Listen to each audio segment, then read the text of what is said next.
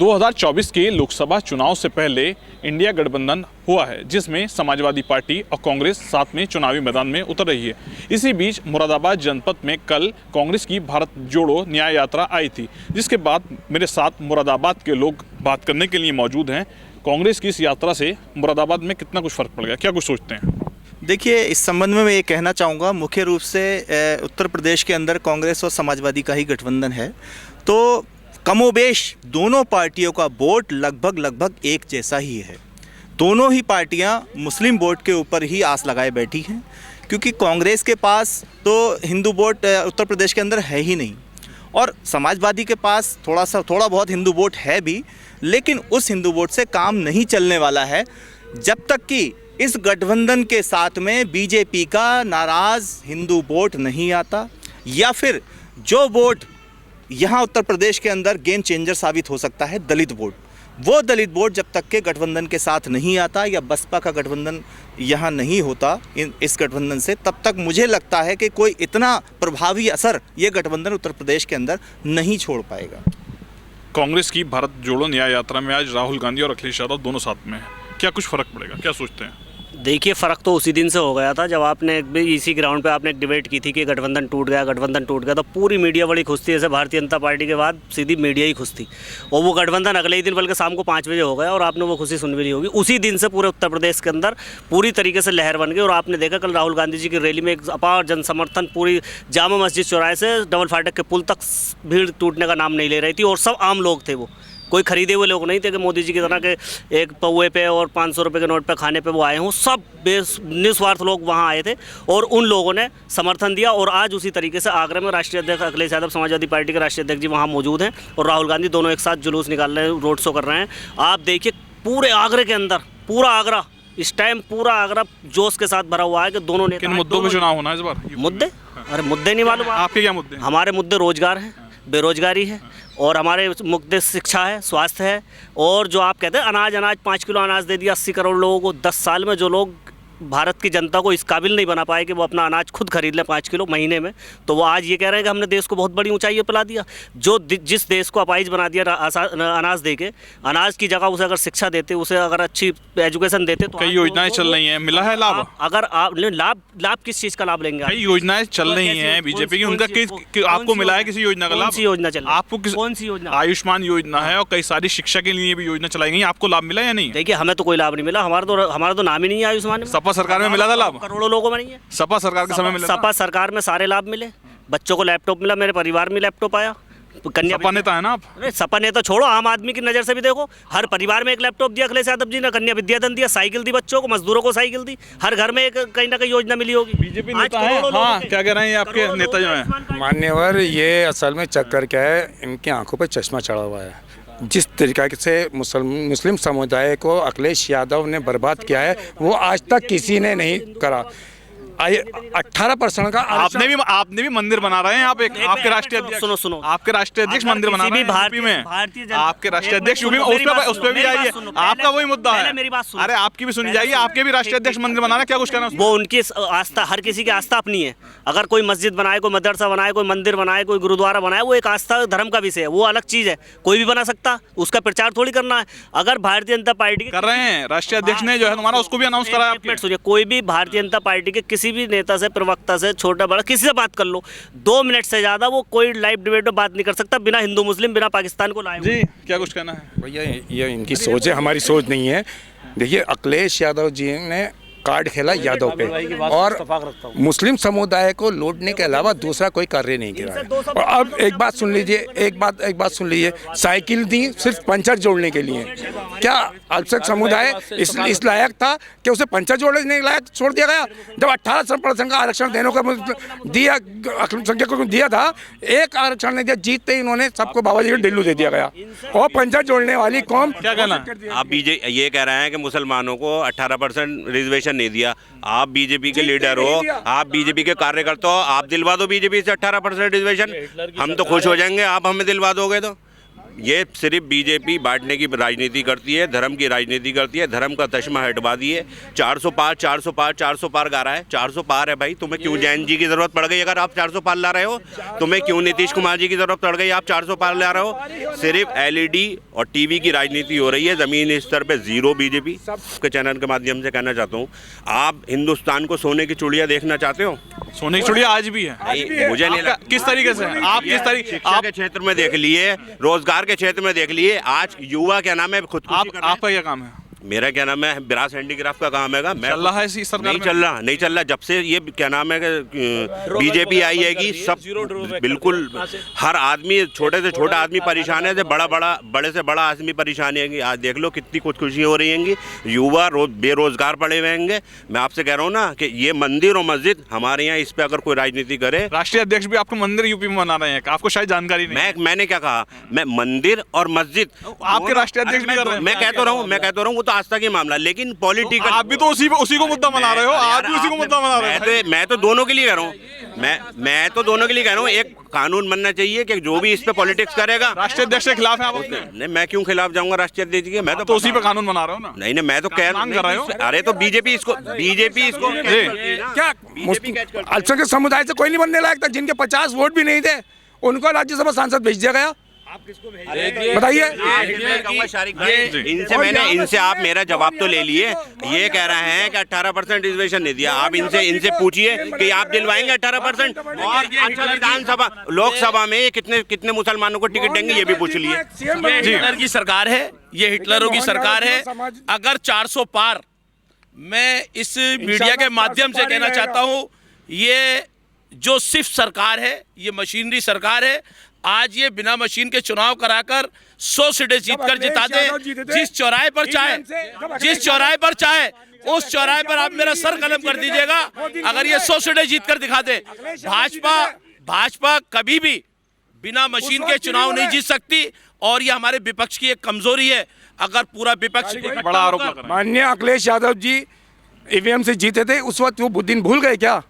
और जितनी जातियाँ अगर करनी थी करी। लोगों के घरों पे कब्जा, एक गुंडा बदमाशी, महिलाएं सुरक्षित नहीं थी, सड़क पे निकलती थी। आप देख रहे हैं माहौल, इस समाजवादी और बीजेपी की नूरा कुश्ती में हम मुसलमानों का जो असल में बेड़ा गर्क होता है, ये इन दोनों की नूरा कुश्ती होती है, हमारा बेड़ा गर्क होता है। मुसलमानों के साथ अभी ये कह रहे थे कि मुसलमानों को हमने ये कर दिया, वो कर दिया। मुसलमानों किसी के साथ कुछ नहीं किया, ना बीजेपी को भी कुछ करेगी, ना समाजवादी कुछ करेगी। देखिए, राम मंदिर के मंदिर जब बना है तो उस पर सब खुश हैं। मोदी खुश, अखिलेश खुश, और आपका केजरीवाल खुश, सब खुश हैं।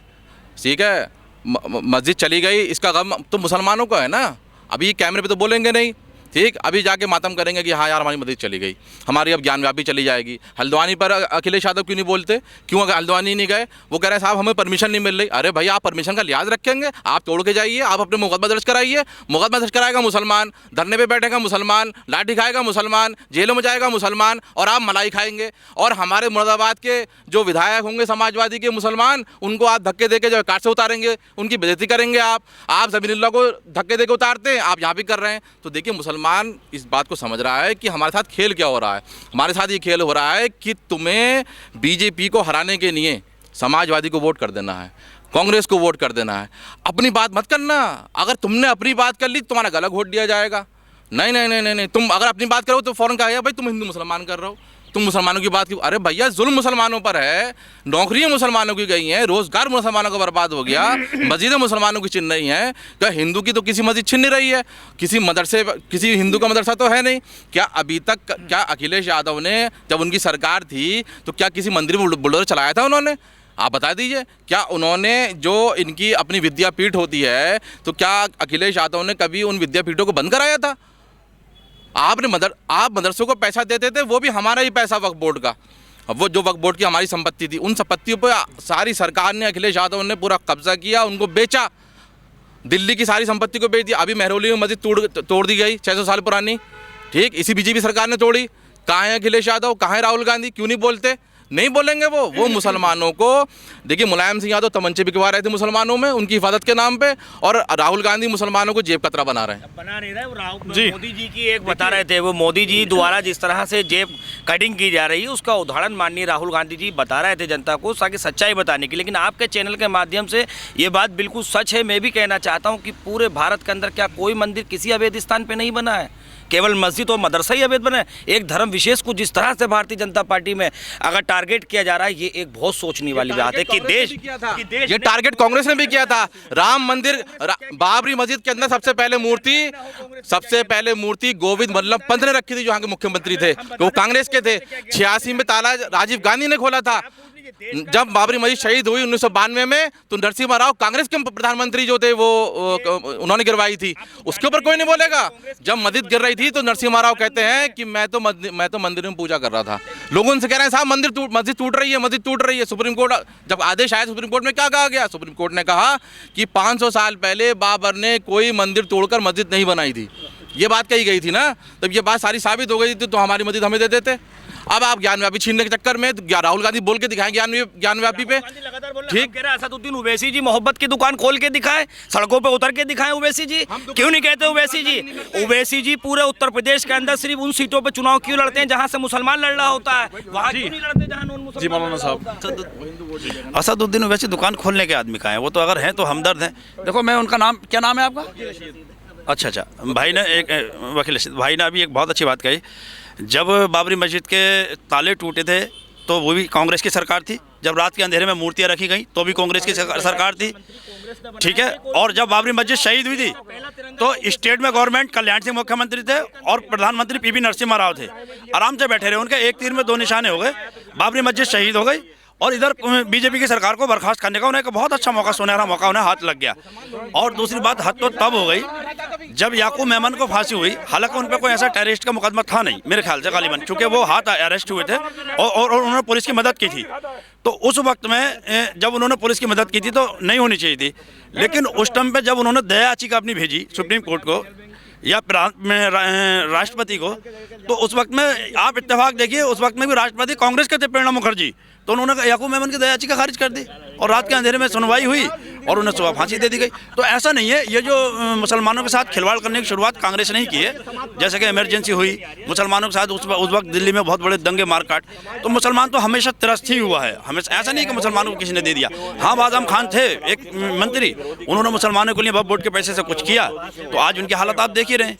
अच्छा, ये मैं राजनीति बातें तो फिर नहीं करना चाहता, लेकिन जैसे कम से कम मुसलमानों के लिए कोई उंगली तो उठाया। असदुद्दीन ओवैसी की बात ये मोहब्बत की, वो दुकान तो वो खोलेगा ही नहीं। वो तो एक आदमी सीधा जो बोल रहा है, सीधा माइक पे आके बोल। मैं उनकी पार्टी का नहीं हूँ असदुद्दीन ओवैसी की, ना मेरे उनसे कोई जानकारी है, मैंने तो कभी उन्हें देखा, कभी मिला भी नहीं, कभी उनके प्रोग्राम में शरीक नहीं हुआ। लेकिन वो एक कहता है, जैसे देखिए आजकल एक बड़ा ट्रेंड है, बहुत एक ट्रेंड है, लोग कह देते हैं क्या नहीं वो हम सबके धर्मों की आस्था मतलब हम सब सम्मान करते हैं। हम नहीं करते, सबके धर्मों का सम्मान नहीं करते। हाँ, उन्हें बुरा नहीं कहते, उनकी बुराई नहीं करते, उनमें उंगली नहीं करते, लेकिन हम अपने धर्म का सम्मान करते हैं। हम इस्लाम का सम्मान करते हैं, हम इस्लाम को मानते हैं, इस्लाम के मानने वाले। हम सबके धर्म का सम्मान नहीं करते, बुराई नहीं करते, बस इतना है। हम उसमें उंगली नहीं करता। एक मिनट, हाँ, हम नहीं सम्मान नहीं करते, हम सिर्फ बुराई नहीं करते। हम बुराई नहीं करते किसी के धर्म की, हम किसी के धर्म की बुराई नहीं करते, हम अपने धर्म का सम्मान करते हैं, किसी दूसरे को करने से रोकते भी नहीं। जी क्या कुछ कहना है सलाउद्दीन भाई इंडिया गठबंधन को लेकर? देखिए, इंडिया गठबंधन की कल यहाँ न्याय यात्रा थी। उस यात्रा के अंदर कम से कम 300 साढ़े 300 गाड़ियाँ दूसरे जिलों के नंबर की, दूसरे प्रदेशों की और दूसरे जिलों की गाड़ियाँ थीं, जिसके अंदर एक गाड़ी में 5-5, 7-7, 8-8 लोग आए थे। मगर मैंने कल ये देखा अपने घर से खड़े होकर कि उस यात्रा के अंदर दूसरे प्रदेशों के लोग, दूसरे जिलों के लोग थे, मुरादाबाद के लोग 10% भी नहीं थे। और जो लोग कह रहे हैं कि जामा मस्जिद से लेकर एक सीधा जामा मस्जिद था और एक सीधा डबल फाटक पे, तो मैं ये बता दूं, अंसार इंटर कॉलेज से जो सीधा शुरू हुआ पैदल यात्रा वालों का, लोगों का, तो वो इंदिरा चौक तक पूरा हो गया था बस। उसके बाद जितनी गाड़ियां आई हैं सब दूसरे प्रदेशों की थी और दूसरे जिलों की थी। ये न्याय यात्रा कल जो थी, ये यहाँ पर मुरादाबाद की जनता ने उसे फ्लॉप कर दिया। क्यों? सन 1980 के अंदर इसी कांग्रेस की सरकार में ईदगाह के अंदर गोली चली थी और जब उसकी अब रिपोर्ट सार्वजनिक हुई है तो उससे पता चल गया कि हाँ इसी कांग्रेस की सरकार सेंट्रल के अंदर थी और उत्तर प्रदेश के अंदर इसी कांग्रेस की सरकार थी और निहत्ते मुसलमानों पर गोलियां चलाई गई थी और उन्हें बाद में जेलों में डाला गया था। आज ये इंडिया गठबंधन 13 तारीख के बाद इस इंडिया गठबंधन की सारी रूपरेखा सामने आ जाएगी कि 13 तारीख के बाद कौन गठबंधन में रहेगा और कौन गठबंधन में नहीं रहेगा। ये सारा गठबंधन होकर सबके सामने आ जाएगा और पता चल जाएगा। और मैं एक बात और कह दूं, 2019 के अंदर हमारे मुलायम सिंह यादव जी ने पार्लियामेंट के अंदर खड़े होकर प्रधानमंत्री जी को ये कहा था, सुन लो यार, कहा था उस वक्त हम सपा में थे उस वक्त उन्होंने कहा था कि नरेंद्र मोदी जी आप दोबारा प्रधानमंत्री बनने जा रहे हैं। आज हम मुरादाबाद की सरजमी से कह रहे हैं कि तीसरी बार नरेंद्र मोदी जी प्रधानमंत्री बनने जा रहे हैं। अगर किसी के अंदर दम है तो रोक कर दिखा दे।